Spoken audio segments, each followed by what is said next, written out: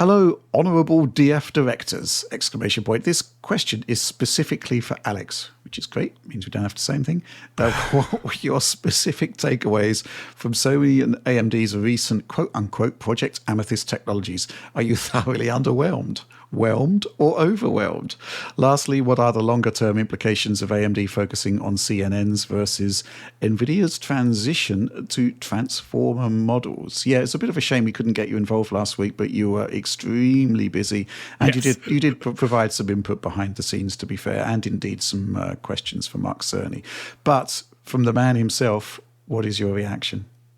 Well, I was happy to see it. I wasn't whelmed or underwhelmed or anything like that. Mainly because I think both. I mean, I'm not an egotistical asshole or something like that, but I think Mark and I have a very aligned vision about the future of computer graphics.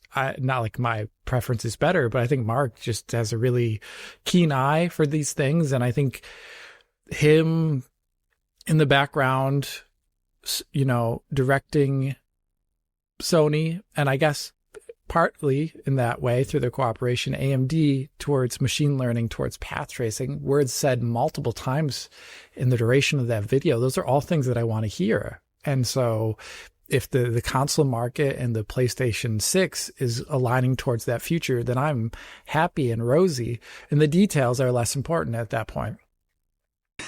In terms of the details, though, the first two I would say are less interesting than the last aspect of the video.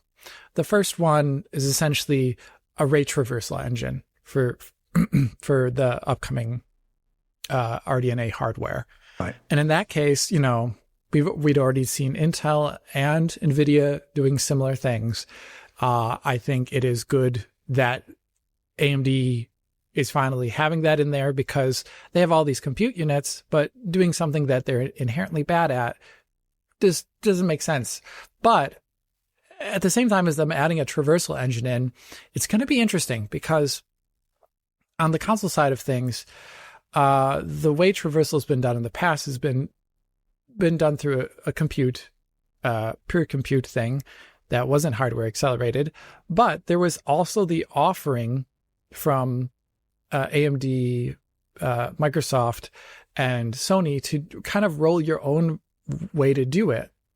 And a lot of games that have been focusing on hardware ray tracing or bespoke engines that do this have actually rolled their own variant of it. Some very strange ones too. And if these diverge from a norm, in the backwards compatibility context, they're actually much more complex. So I get the feeling that the uplift in currently existing ray tracing titles between whatever PS6 is and the next, or in the previous PlayStations, we may actually, on some level, be lower than we would, even in spite of the fact that these enhancements are there, because backwards compatibility titles won't be able to take advantage of the traversal hardware. I think that is an interesting thing. If it was just more CUs or something like that, it would just be better because it has more CUs to execute in time. But since it wasn't programmed against, I think actually that's an interesting backwards compatibility case. They didn't talk about that at all, but Mark in his answers to us mentioned, when we give this unit to developers, it'll be interesting to see what they do. Because in the past, actually, on PlayStation, they haven't had access to this type of hardware that is doing it for them, more or less. So that's an interesting case. The other aspect of essentially allowing compute units to cooperate better for the purpose of larger screen tiles, this is a very AMD-specific problem, and it's good that they're working on it. But at the same time, I think what Dudley, the gentleman, is mentioning here is that it means like a focus on CNNs potentially more than transformers. I wouldn't read too much into that as the end all and be all. That is just the breaking up of into discrete tiles that are smaller is a CNN thing. But, I wouldn't read as that is the only way you will ever use machine learning on a PS6. I would just say, like, they're trying to improve the things that are currently not as good. And the last thing is actually the most interesting for me, and it's the largest question mark in total, and it was barely explained at all. It's whatever universal compression is, because when I think about it, I think the GPU these days can do so many things that it was hard for me to understand what exactly is universal compression exploiting.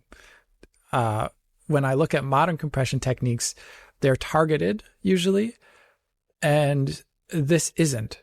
So I'm really wondering what exactly it is. And that is the one thing where I won't know for a long time, probably, unfortunately.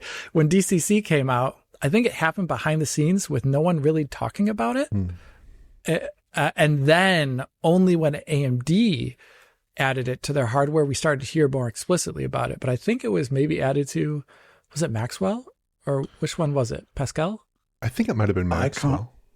I can't recall exactly, but wasn't the big thing about Maxwell some sort of tile-based deferred hardware setup? That was the tile-based. Yeah. But either way, when DCC came out, it would, it made sense that it could work the way it would, because it was working on something, like an image space problem.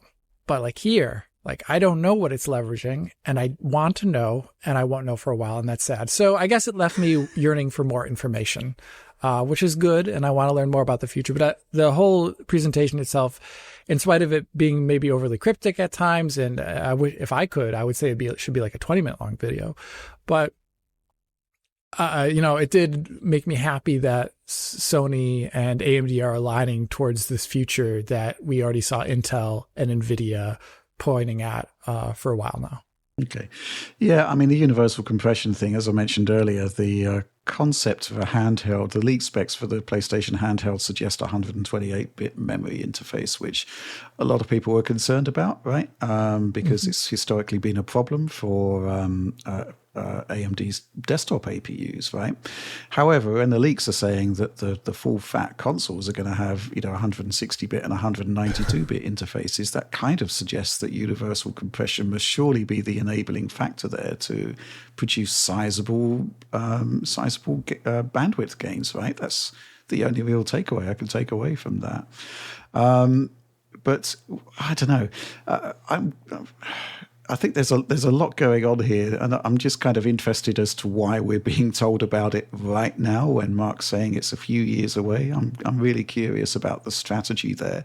Also curious about the fact that seemingly it's Sony working with AMD to announce RDNA 5 features, which is kind of, hitherto unheard of, right? It's very, very strange, but I'm here for it and I welcome it.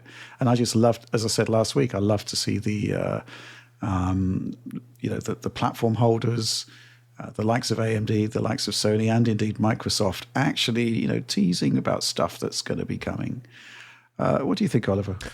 Yeah, I think part of the answer on the bandwidth question is that at least on the PlayStation 6 and Magnus side of things, you're going to radically faster memory. Obviously, I don't have to explain it to anyone, but it's, you're going to much faster memory from 14 gigabits per second to 32 gigabits per second or something in that vicinity. But it's more interesting on the handheld side of things, because I think that maybe we thought that it would be LPDDR6, but now maybe it's LPDDR5X. It's not clear to me. If it is LPDDR6, that's a pretty big increase.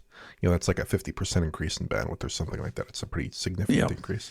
But if it's LPDDR5X, even if it's like LPDDR5X 9600 or 8533, that's basically we're squarely in the realm of Z2 Extreme, Z1 Extreme, other handhelds. Not a dramatic increase in memory bandwidth. So that would be that's a bigger kind of question. And there I actually think the need for bandwidth is more pressing, because we're talking about a device that needs to rival, PS5 Series S even, with 120 gigabytes per second, 110 gigabytes per second of memory bandwidth. That is a very severely constrained amount of memory bandwidth, I would think, in that device. But yeah, I'm certainly very interested to see where this goes. I agree with Alex that the universal compression feature is certainly an open question. I actually did a bit of Googling on Delta color compression, and I think Maxwell had NVIDIA's 3rd generation Delta color compression, and Pascal had 4th generation, so it was integrated into the architectures sometime before that, apparently, according to this at least. Yeah, I'm but it was just not sure if they talked about it. I don't think they talked about it until later on. Yeah.